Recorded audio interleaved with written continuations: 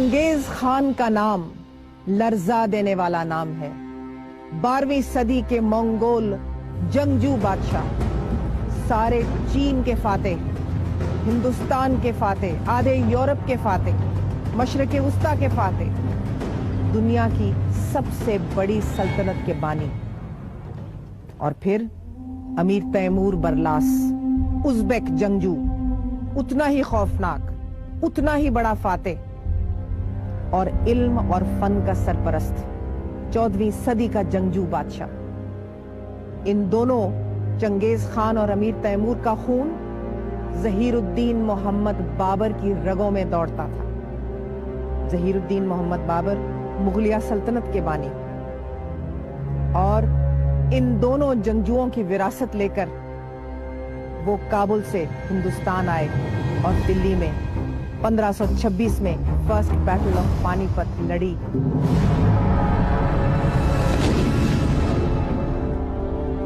सुल्तान इब्राहिम लोदी के खिलाफ, और हिंदुस्तान फतह कर लिया और बुनियाद रखी मुगलिया सल्तनत की। बाबर एक फितरत परस्त, नेचर लवर इंसान थे। उनको फूल, पत्ते, फिजाएं, हवाएं अपने मुल्क की, यानी कि वेस्ट एशिया की, काबुल की, फरगना की, हिंदुस्तान में याद आती थी। हिंदुस्तान के लोग, हिंदुस्तान का मौसम, हिंदुस्तान की आबो हवा उनको पसंद न थी, रास भी नहीं आई, और हमेशा इरादा रखा कि मैं वापस लौटूंगा। और आते सार हिंदुस्तान में अपने रिवायती चहार बाग लगवाए, काबुल से फल और पौधे मंगवाए। बागबानी का बहुत शौक था, और ये जमालियाती कदरें बाबर से शुरू होकर उनकी तमाम औलाद में पुश्त दर पुश्त पाई जाती हैं। फतह हिंदुस्तान के बाद बाबर बादशाह का जो सबसे मशहूर कारनामा है वो है उनकी सवानी उम्री। बाबर नामा आज भी आलमी अदब में एक बहुत बड़ा शाहकार समझा जाता है।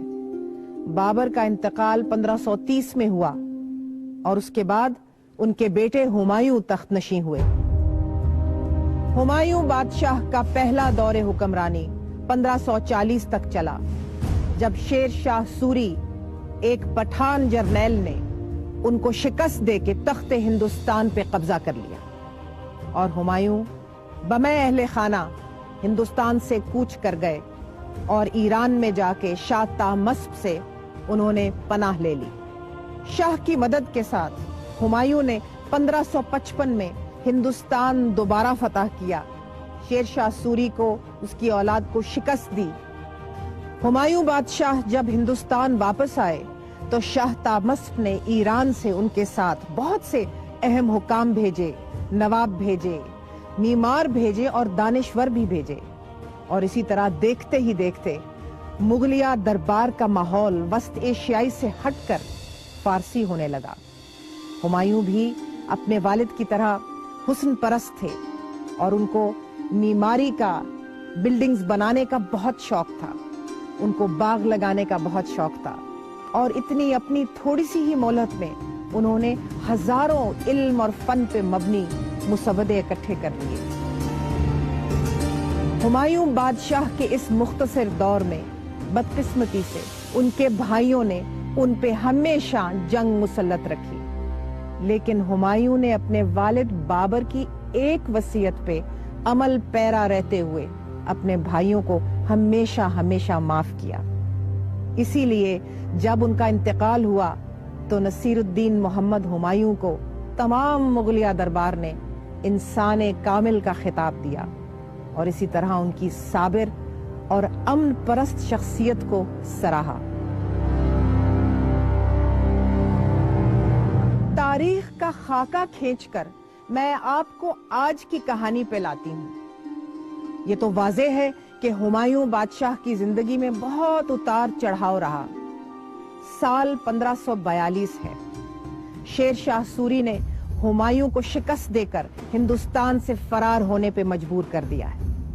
हिंदुस्तान के सहराओं में, थर के सहरा में हुमायूं अपने चंद वफादारों को लेके भटकते फिर रहे हैं।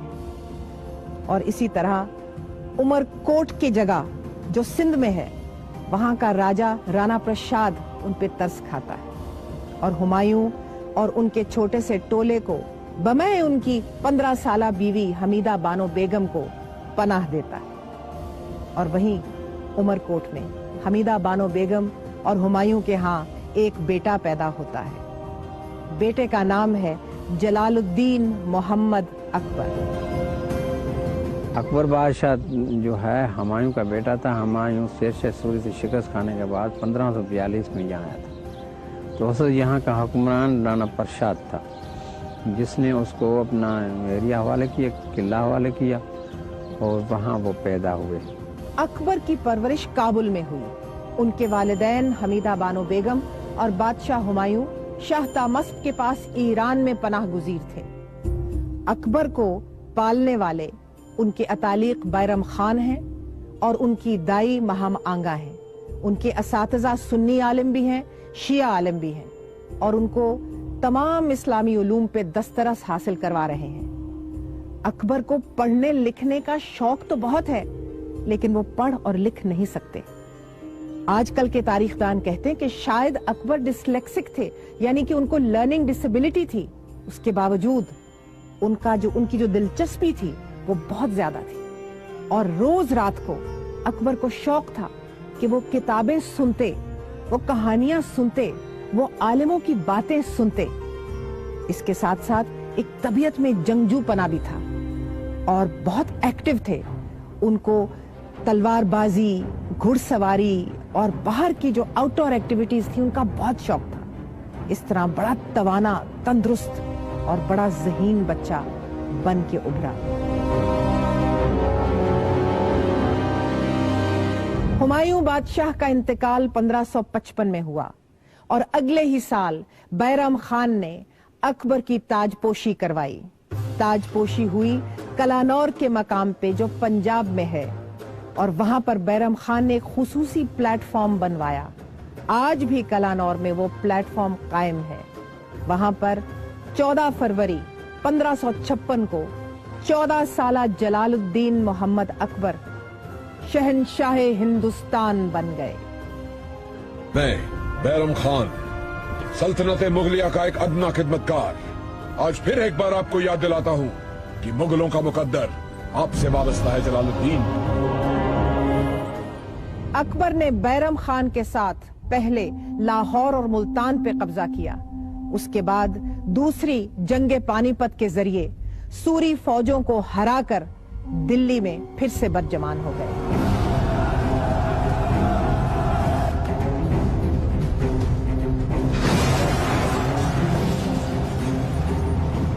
इसके साथ साथ ग्वालियर का जो बहुत मजबूत किला था और अजमेर का, उस पे भी अकबर ने फतह हासिल कर ली। इन फतुहात के चंद साल बाद जब अकबर की उम्र 16-17 साल थी तो उन्होंने एक अहम फैसला किया और वो ये कि अब मुगलिया खानदान की खवातीन जो काबुल में मुकीम हैं उनको हिंदुस्तान लाया जाए। याद होगा आपको कि अकबर के वालिद हुमायूं और दादा बाबर ने तो ये कभी भी नहीं सोचा था कि हिंदुस्तान में हम हमेशा हमेशा रहेंगे, यानी कि हिंदुस्तान उनका घर न था। उनका पूरा इरादा था कि वो वापस वस्त एशियाई होमलैंड में जाएंगे, काबुल, फरगना और उसके आगे।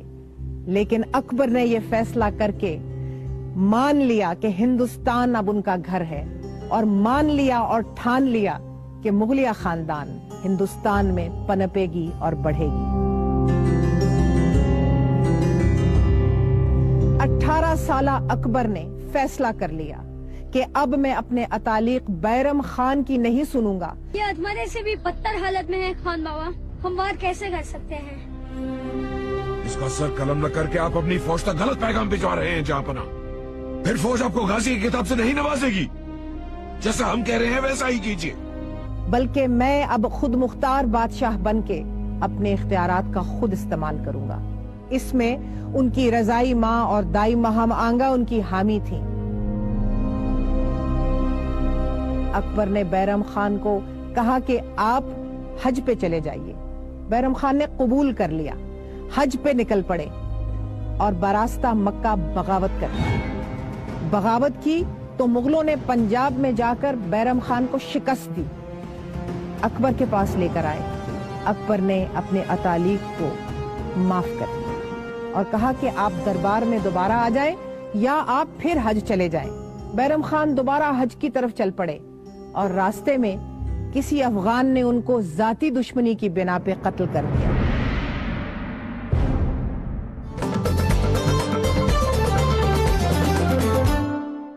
शुमाली हिंदुस्तान पर काबिज होके अकबर ने फैसला किया कि वो अब अपना रुख राजपुताना की जमीन की तरफ करेंगे।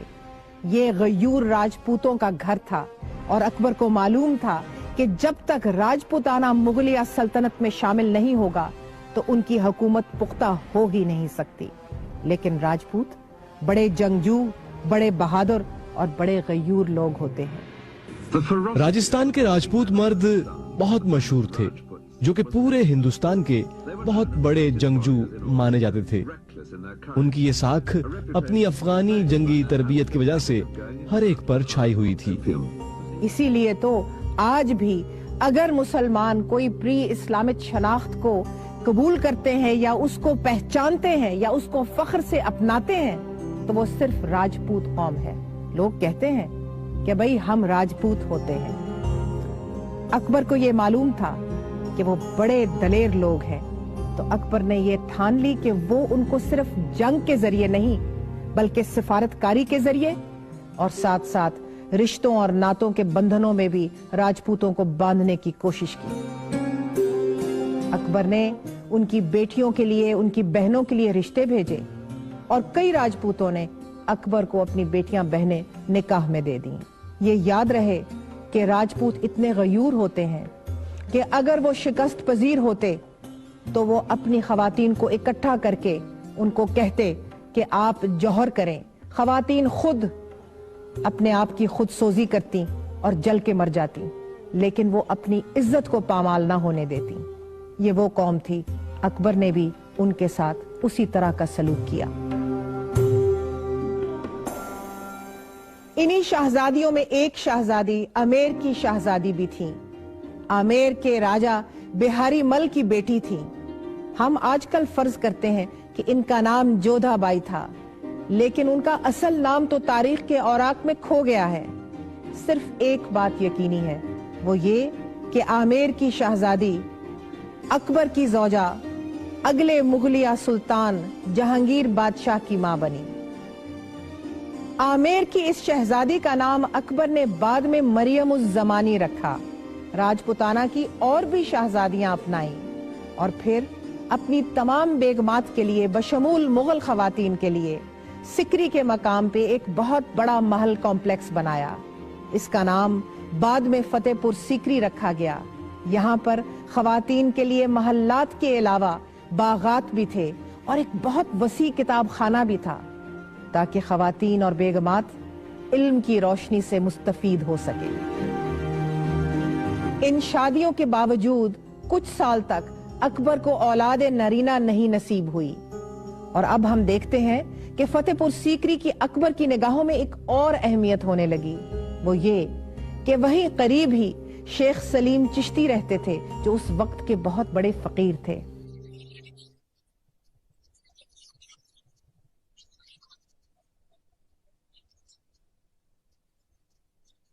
और अकबर को उन पे बहुत अकीदत थी।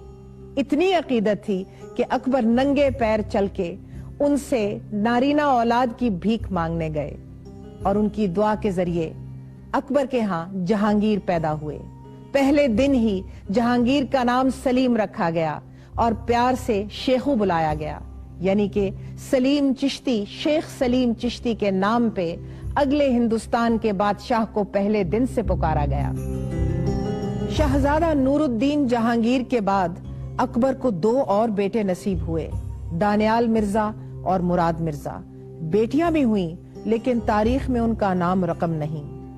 अब आप देखिए कि इतना अजीम बाप और ये तीन बेटे, और कितनी मुश्किल से ये इस अजीम बाप की तवक्कुआत पे पूरा उतर ही नहीं सके, और इसी वजह से अपनी इब्तिदाई जवानी में ही तीनों के तीनों शहजादे शराब की लत में घिर गए।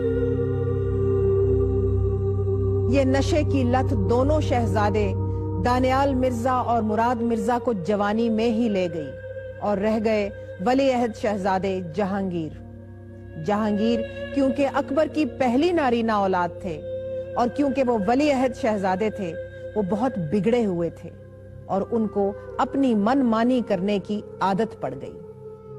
جہانگیر نے جوان ہوتے ہی اپنے یہ رنگ دکھانے شروع کر دیے اور باپ کو ناراض کرنا شروع کر دیا۔ محل کی خواتین باپ اور بیٹے کے درمیان جتنی بھی چپکلش ہوتی اس کو سدھارنے کی کوشش میں سارا وقت لگی رہتی، لیکن وہ دن آیا جب جہانگیر نے اپنا دل پھینک دیا اور ایک رقاصہ سے عشق کر لیا۔ اب یہ ہمیں معلوم نہیں کہ یہ تاریخی حقیقت کتنی ہے، لیکن فلم مغل اعظم نے تو اس بات کو بہت پھیلایا، اور یہ انارکلی اور جہانگیر کا عشق تھا۔ یہ کیا کم ہے کہ مر جانے پہ دنیا یاد کرتی ہے، کسی کے عشق میں دنیا لٹا کر ہم بھی دیکھیں گے۔ جہانگیر اس بات پہ مصر تھے کہ وہ انارکلی سے شادی کریں گے اور اس کو اپنی پہلی بیگم بنائیں گے۔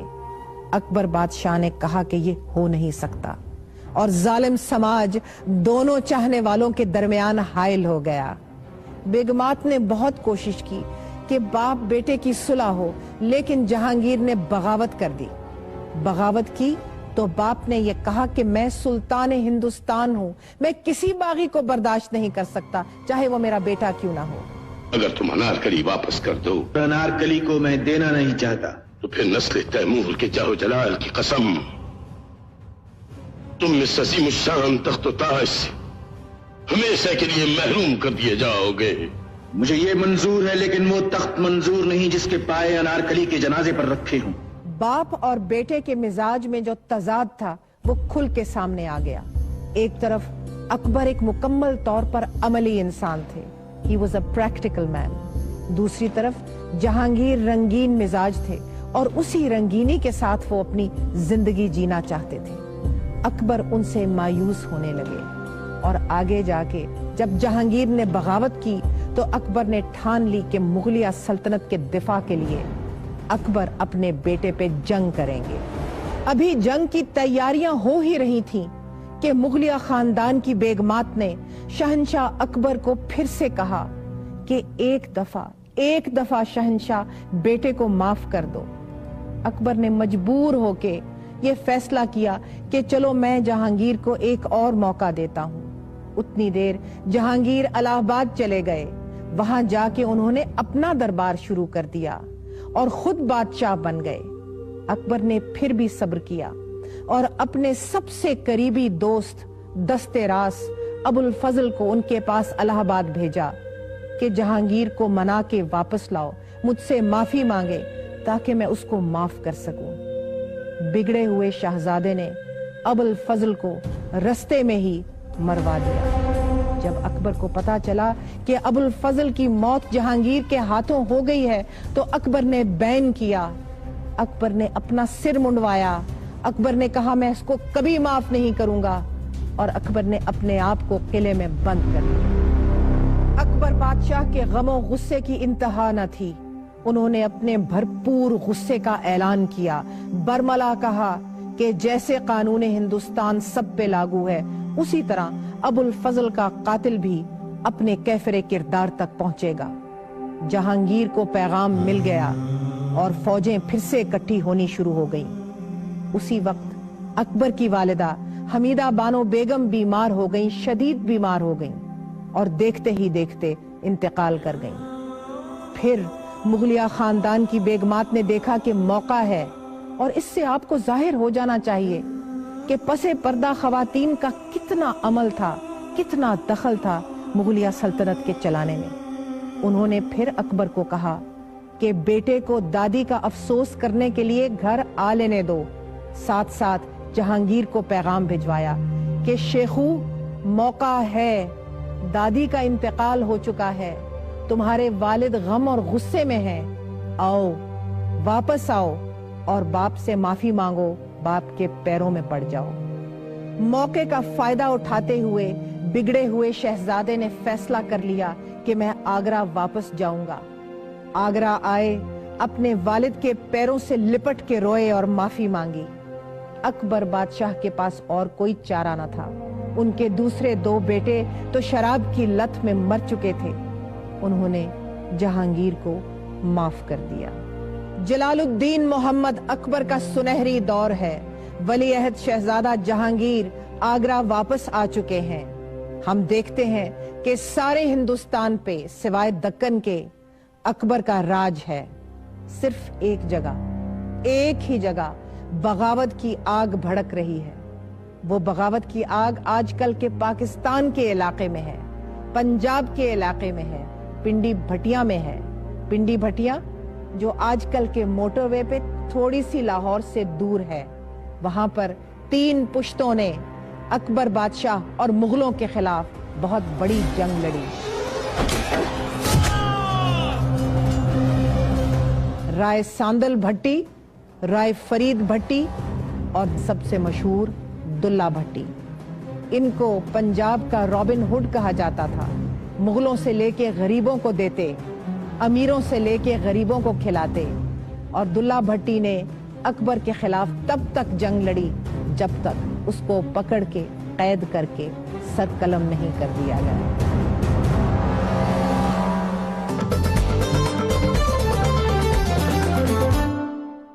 आज के माहौल में देखें तो 4 मुल्कों पे मुहित थी अकबर की सल्तनत: बांग्लादेश, इंडिया, पाकिस्तान और अफगानिस्तान। इतनी बड़ी अराजी, एक बादशाह, एक सल्तनत, कानून और एक जदीद काबीना।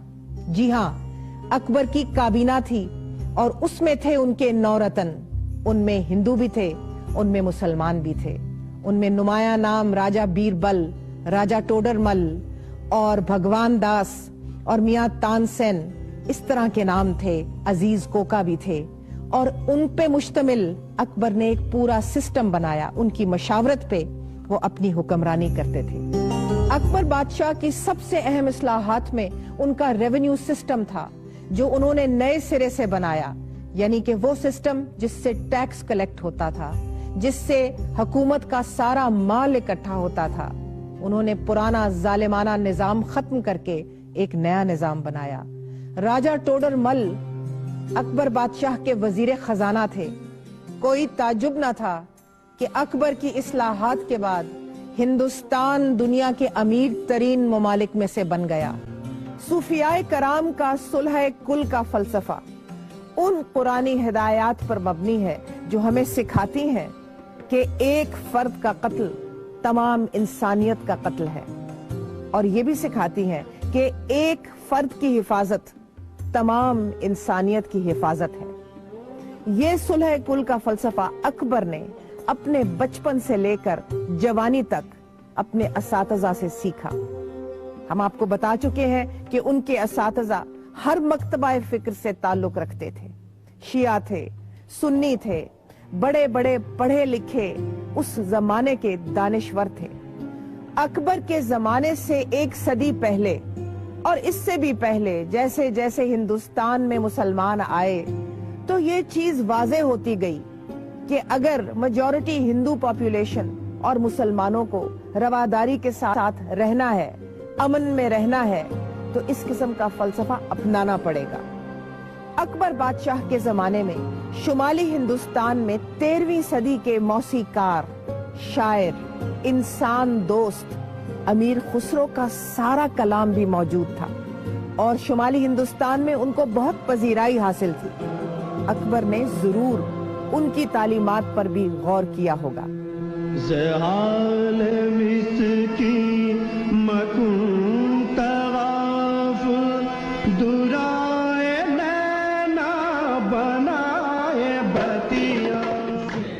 इस सुलह कुल के फलसफे को फरोग देने के लिए बादशाह जलालुद्दीन मोहम्मद अकबर ने एक अनोखा दरबार सजाया।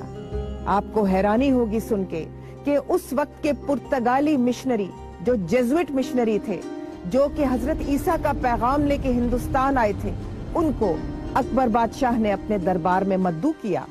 उनको बुलाया और कहा कि हमारे साथ तबादला ख्याल करें, अपने मजहब के बारे में हमें बताएं, हम आपको अपने मजहब के बारे में बताते हैं। اور وہ لوگ جو زردشتی مذہب کے قائل تھے گجرات میں جنہوں نے پناہ لی تھی کئی سو سال پہلے، ان کو بھی بادشاہ اکبر نے اپنے دربار بلایا اور ان سے بھی تبادلہ خیال کیا۔ اور اپنے دربار کے نورتنوں میں وہ لوگ جو اکبر کے بہت نزدیک تھے، دانشور ابو الفضل، فیضی اور راجہ بیربل، ان سے بھی اکبر نے مسلسل مشورہ کیا تاکہ وہ صلح کل کے فلسفے کو ایک عملی جامہ پہنا سکے۔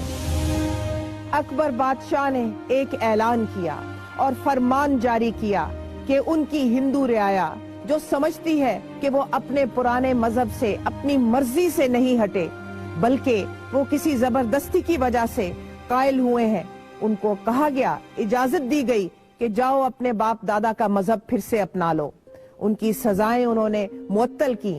اکبر نے یہ بھی فیصلہ کیا کہ اب سے جزیہ ٹیکس جو کہ غیر مسلمین پہ تمام بر صغیر ہند میں نافذ تھا وہ ختم کیا جائے، اور اس ایک کام سے اکبر نے اپنی تمام ہندو رعایا کا دل مو لیا۔ سوچئے، ایک شخص 500 سال پہلے جیتا ہے، اس کو پڑھنا لکھنا نہیں آتا، لیکن وہ اتنا بڑا دانشور ہے، اس کے ذہن میں، اس کے دل میں اتنی بڑی جگہ ہے کہ وہ بر صغیر ہند کے اور باہر کے تمام مذاہب کے لیے ایک عزت اور قدر کا مقام رکھتا ہے، اور وہ ہر قسم کے بندے کو، ہر قسم کی سوچ کو اپنے دربار میں مدعو کرتا ہے۔ اس خصوصی چیز کے لیے اکبر بادشاہ نے اپنے محل میں ایک عبادت خانہ بنایا۔ عبادت خانے میں عیسائی، عبادت خانے میں زردشتی، عبادت خانے میں مسلمان، ہر مسلک کا مسلمان اور ہندو، یہ سب بیٹھ کے تبادلہ خیال کرتے۔ عبادت خانے میں ہر مذہب کی، ہر مسلک کی عبادتیں ہوتی، ہر مذہب کے بھجن گائے جاتے، قوالیاں ہوتی، اور ہندوؤں نے اپنے بھجنوں میں اکبر کا ذکر کرنا شروع کر دیا۔ یہ اتنی حیران کن بات کہ 1000 سالہ تاریخ ہندوؤں اور مسلمانوں کے مابین بر صغیر میں یہ پہلے کبھی نہ ہوا اور پھر کبھی نہ ہوا۔ اکبر بادشاہ نے اعلان کیا، فرمان جاری کیا کہ اب سے میری ہندو رعایا جہاں چاہے مندر بنا سکتی ہے۔ آپ تاریخ پہ نظر ڈالیں تو آپ کو اندازہ ہوگا کہ ایک ہے مندر جو کہ فتوحات مسلمین ہندوستان میں آنے سے پہلے کے بنے ہوئے ہیں، اور پھر ہے وہ مندر جو اکبر بادشاہ کے بادشاہت کے بعد کے مندر ہیں۔ یہ اکبر بادشاہ نے جہاں جہاں راجپوت شہزادیوں سے شادی کی، ان کے اہل خانہ اور خاندان کو وہی حقوق دیے، وہی عزتیں دی جو انہوں نے اپنے مسلم رشتہ داروں کو دی۔ یہ سب چیزیں، یہ دانش مندی، یہ رواداری، یہ بنیاد بنی اکبر کی صلح کل کی پالیسی کی، اور اس کی بنیاد پہ جلال الدین محمد اکبر، جس کو آج ہم مغل اعظم کے نام سے یاد کرتے ہیں، 50 سال ہندوستان پہ راج کر کے گیا۔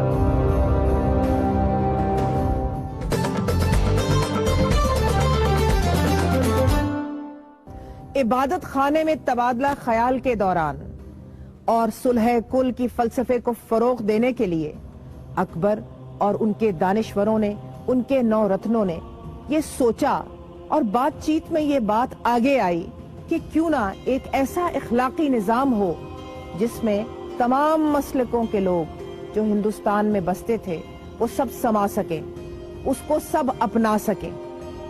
میرے خیال میں تو یہ ایک اخلاقی نظام تھا جس کا نام بعد میں دین الہی رکھا گیا، لیکن جب انگریزوں نے 19ویں صدی میں ہندوستان کو فتح کیا تو انہوں نے یہ فیصلہ کیا کہ مغلیہ سلطنت کے جو شاندار باب ہیں ان کو ہم نے ایک متعصب طریقے سے لوگوں کو پیش کرنا ہے، تاکہ ہندو اور مسلمانوں کے اندر بٹوارا ہو سکے، تاکہ یہ قومیں ایک دوسرے کو نفرت کی نگاہ سے دیکھ سکیں، تاکہ ہم ان پہ حکمرانی آسانی سے کر سکیں۔ اس پالیسی کے مطابق انہوں نے اکبر بادشاہ کی صلح کل اور دین الہی جو کہ ایک اخلاقی نظام تھا اس کو ایک جھوٹا جامہ پہنایا اور لوگوں میں پیش کیا کہ نعوذ باللہ شاید اکبر ایک نیا دین، ایک نیا مذہب بنانا چاہ رہے تھے۔ ایسا نہیں تھا۔ یہ صرف اور صرف ایک اخلاقی نظام تھا۔ ایک اور نظام جو اکبر بادشاہ کی کامیابی کی بنیاد بنا وہ تھا منصبداری نظام۔ یہ نظام اکبر بادشاہ نے اپنے 9 رتنوں کے ساتھ صلاح مشورہ کر کے بنایا اور یہ اس وقت کی دنیا کا جدید نظام تھا۔ اس نظام کے تحت 1000 سے 10,000 گھڑ سوار اور گھوڑے ہر منصبدار کو نظام کو دینے پڑتے، سلطنت کی افواج میں کنٹریبیوٹ کرنے پڑتے، اور اسی نظام کے تحت مغلیہ دور کی فوجیں نہایت کامیاب ثابت ہوئیں۔ مغلیہ سلطنت اتنی مالا مال ہو گئی کہ اس کا شمار دنیا کے امیر ترین ممالک میں ہونے لگا۔ یورپ کے ہر دارالخلافہ میں اکبر بادشاہ کا نام مشہور ہو گیا۔ ان کو دی گرینڈ مغل کے لقب سے پکارا جانے لگا۔ ہندوستان میں پروڈکشن بہت بڑی اور درآمد اور برآمد کا سلسلہ شروع ہو گیا۔ پیداوار اتنی بڑھ گئی کہ تجارت بڑے پیمانے پہ ہونا شروع ہو گئی۔ ہندوستان سے اشیاء درآمد ہونے لگیں، برآمد ہونے لگیں، اور یہاں تک کہ مغلیہ خاندان کے فرد خود تجارت میں شامل ہو گئے۔ اور عجیب بات ہے، اور اس زمانے کی ٹالرنس کو دیکھیے، اس زمانے کی روشن خیالی کو دیکھیے کہ اکبر بادشاہ کی اپنی والدہ مریم مکانی، ان کی اپنی زوجہ مریم الزمانی اور ان کی بہنیں تاجر بن گئیں۔ ان سب کے بحری جہاز تھے اور وہ دنیا بھر میں تجارت کرتی اور اس وقت کی ملٹی ملینئرسز بن گئی۔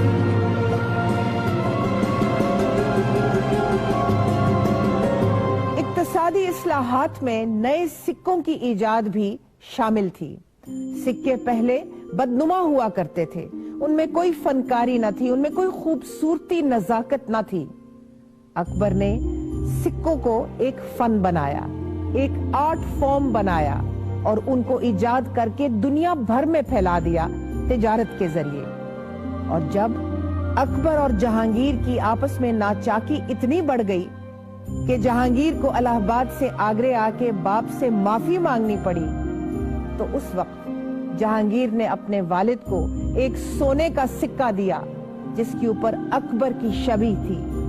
اس سکے کو مہر کا نام دیا گیا اور اس کے بعد اکبر بادشاہ نے مہر کو اپنا لیا اور اس کو پھر ساری سلطنت میں پھیلا دیا۔ انگریزی کی ایک مثال ہے "Nothing grows under the banyan tree", یعنی کہ بڑ کی درخت کی گھنی چھاؤں تلے گھاس نہیں ہوا کرتی۔ اکبر بادشاہ جیسا عظیم باپ اور ان کے 3 بیٹے، ان کو کتنے درجات عبور کر کے اپنے باپ کی خوشنودی حاصل کرنا پڑتی۔ شاید یہی وجہ ہے کہ دانیال مرزا، مراد مرزا اور جہانگیر اپنے باپ کی توقعات پہ پورا نہ اتر سکے۔ اکبر نے جہانگیر کو معاف تو کر دیا جب وہ الہ آباد سے واپس آئے۔ جہانگیر نے باپ کے پاؤں سے لپٹ کے معافی تو مانگ لی، لیکن باپ اور بیٹے کے درمیان جو خلیج تھا وہ قائم رہا۔ ان کا ایک باپ بیٹے والا بھروسہ قائم نہ ہو سکا، اور اس خلا میں اتنے بڑے دربار میں گروہ تھے اور ہر گروہ نے فیصلہ کیا کہ ہم اس کی حمایت کریں یا اس کی حمایت کریں۔ کچھ گروہ جہانگیر کی حمایتی تھے، کچھ گروہ شہزادہ خسرو کے حمایتی تھے۔ خسرو جہانگیر کے بڑے بیٹے تھے اور ان کو اپنے دادا اکبر اعظم سے بہت پیار تھا۔ اکبر بھی ان کو بہت فیور کیا کرتے تھے۔ اکبر کو خسرو شاہ بابا کہہ کے پکارتے تھے، اور اکبر اپنے چہیتے خسرو کو سارا وقت اپنے ساتھ رکھتے۔ اسی طرح محلاتی سازشوں نے مغلیہ سلطنت کے دربار کو گھیرے میں لے لیا، اور اکبر منڈلاتے رہے کہ میں ولی عہد کس کو نامزد کروں۔ آخرکار مغلیہ سلطنت کے اشرافیہ نے اکبر کو قائل کر لیا، اور مغلیہ سلطنت کی بیگمات نے ایک بار پھر اپنا کردار ادا کیا اور اکبر کو قائل کیا کہ مغلیہ سلطنت کا رواج ہے کہ بڑے بیٹے کو ولی عہد نامزد کیا جائے۔ 27 اکتوبر 1605 کا وہ دن آ ہی گیا۔ اکبر بادشاہ مغل اعظم بستر مرگ پر ہیں۔ ان کے ارد گرد मुगलिया सल्तनत के कुछ अशराफिया के मिंबरान खड़े हैं। पसे पर्दा मुगलिया सल्तनत की बेगमात खड़ी हैं। अकबर इस अलालत में फैसला करते हैं कि मैं आज अभाम खत्म करूं, और वो अपने बिस्तर के साथ पड़ी हुई दस्तार की तरफ अपने कमजोर हाथ उठाते हैं, दस्तार को हाथ में लेते हैं, जहांगीर को अपने पास बुलाते हैं और दस्तार जहांगीर के सर पर रख देते हैं। इस तरह वो दुनिया को बता देते हैं कि मेरा जानशीन, मेरा पहला बेटा नूरुद्दीन मोहम्मद जहांगीर ही होगा। तरफ किए जाओ हशम, चश्म बरा, निगाह रूबरू ज़िल्लिल्लाह।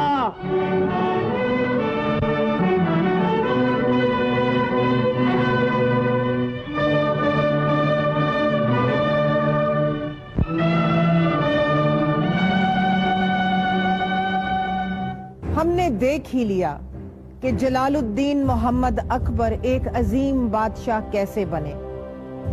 हमने पहचान ही लिया कि जलालुद्दीन मोहम्मद अकबर को आज भी मुगल आजम क्यों कहते हैं। चाहे उनकी इस्लाहात हों, इक्तसादी, माशी, ज़रई, अफसरशाही पे मबनी सिस्टम, मनसबदारी पे मबनी फौजदारी का सिस्टम, फौजों का सिस्टम, उनकी फतूहात, उनकी आपस में राजपूतों के साथ लेना देना रिलेशनशिप्स, ये सारी चीजें एक तरफ, उनकी सुलह कुल की पॉलिसी दूसरी तरफ। उनकी सुलह कुल की पॉलिसी ने ही तो अकबर बादशाह को हिंदुस्तान का सबसे कामयाब बादशाह बनाया।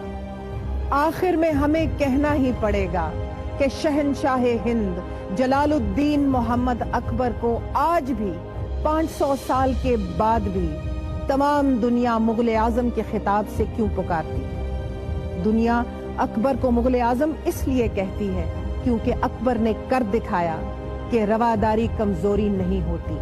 अकबर ने कर दिखाया कि रोशन ख्याली बेराह रवी नहीं होती, बल्कि अकबर ने कर दिखाया कि इन कदरों के बगैर मुल्क तरक्की नहीं कर सकते, इन कदरों के बगैर अमन नहीं हो सकता। जलालुद्दीन मोहम्मद अकबर मुगल आजम ने कर दिखाया कि रवादारी और रोशन ख्याली के बगैर मुल्क चल ही नहीं सकते।